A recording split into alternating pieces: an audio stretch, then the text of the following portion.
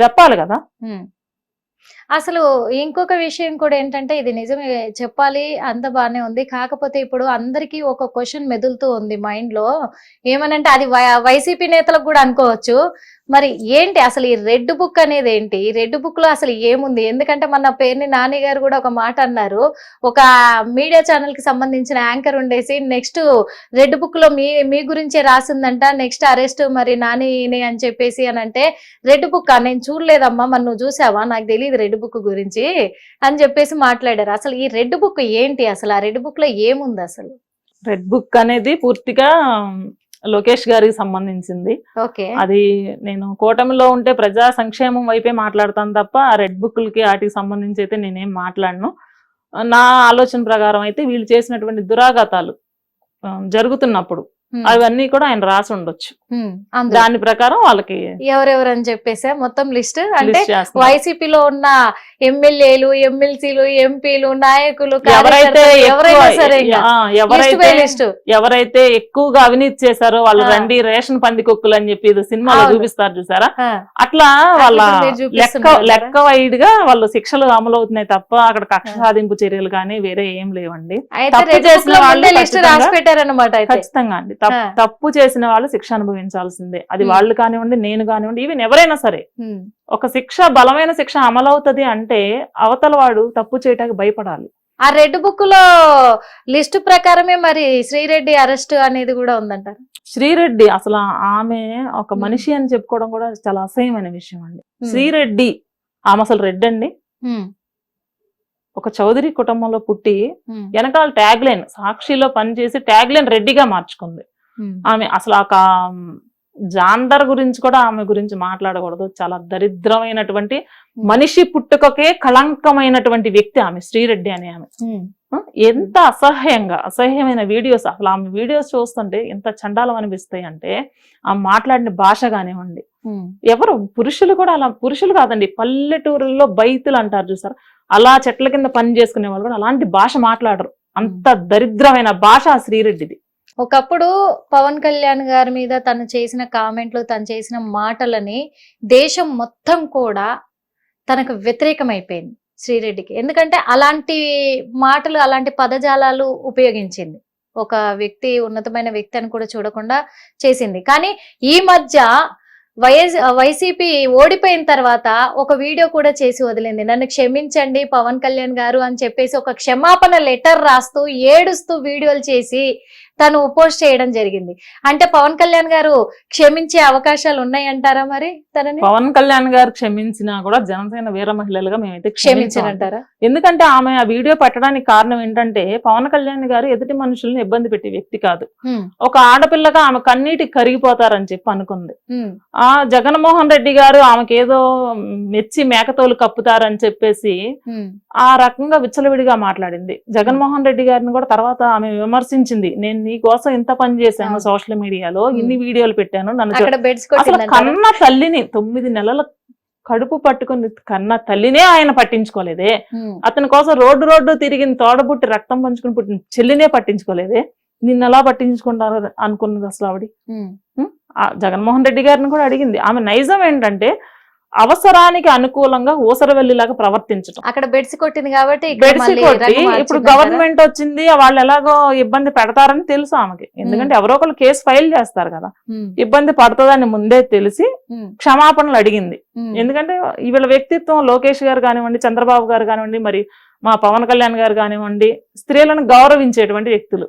సాటి స్త్రీ అని చెప్పేసి పక్కన మన ఆడపిల్లల లాంటి ఆడపిల్ల అని కనికరంతో విడిచిపెడతారు అని ప్రాధేయపడింది.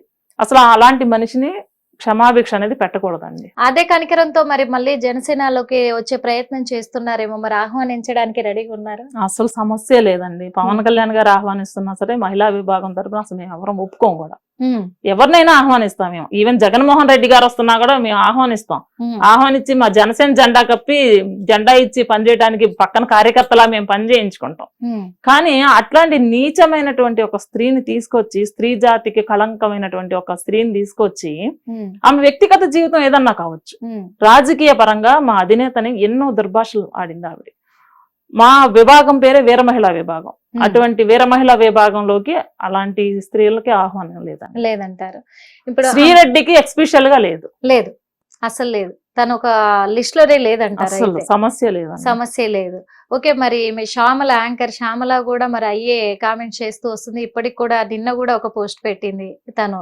ఎందుకంటే జగన్మోహన్ రెడ్డి గారి గురించి ఎక్కడ అసభ్యంగా మాట్లాడినా, మీరు ఈ అరెస్టుల పర్వం ఆపకపోయినా నెక్స్ట్ మళ్ళీ వచ్చేది వైసీపీఏ కాబట్టి అప్పుడు మాత్రం దీనికి 10ంతల పరిణామం కూడా మీరు ఎదుర్కోవాల్సి వస్తుంది, ఎవ్వరికీ తప్పదు శిక్షలు అనేటివి అని చెప్పేసి కూడా అంటుంది. మీ అక్రమాలన్నీ బయట పెడతామని కూడా వార్నింగ్ ఇస్తుంది. మరి ఏం చెప్తారు? ఇప్పుడు అన్ని ప్రెస్ మీట్లు పెడుతుంది కదండి, అక్రమాలు ఏమున్నాయో పెట్టమనండి.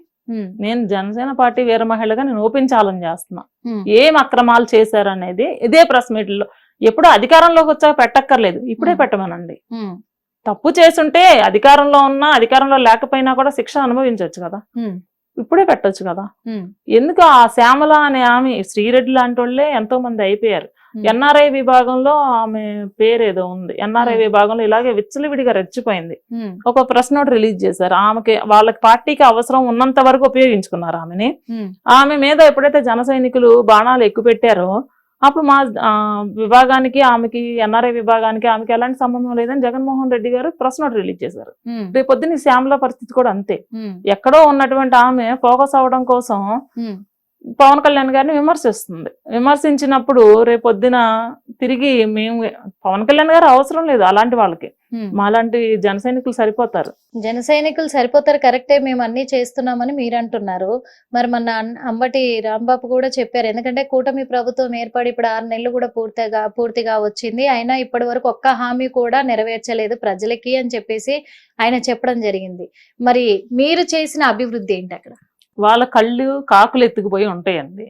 ఎందుకంటే వాళ్ళు చేయలేకపోయారు. 5 సంవత్సరాల్లో కనీసం రోడ్లు వేయలేకపోయారు.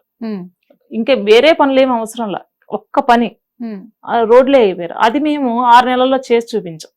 వాళ్ళ వైసీపీ గవర్నమెంట్ లో 5 సంవత్సరాల్లో చేయలేని పని 6 నెలల్లో చేసి చూపించాం కూటమి ప్రభుత్వంలో. అలాంటి పనులను చూసి ఓర్వలేని తనంతో మాట్లాడటం తప్ప వేరే ఏం లేదు. మరి తల్లికి వందనం కానివ్వండి, ఉచిత బస్సు కానివ్వండి రాబోయే రోజుల్లో వస్తుంది. బడ్జెట్ మొత్తం 0 చేసేసారు, అక్కడ ఏమీ లేదు, పూర్తిగా అప్పుల్లోకి తోసేశారు. ప్రతి కుటుంబానికి లక్షల్లో అప్పు నెత్తి మీద భారం వేశారు.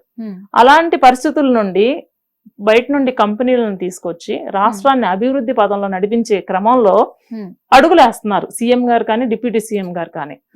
దానిలో భాగంగా ఒక్కొక్కటి నెరవేరుస్తూ వస్తున్నారు.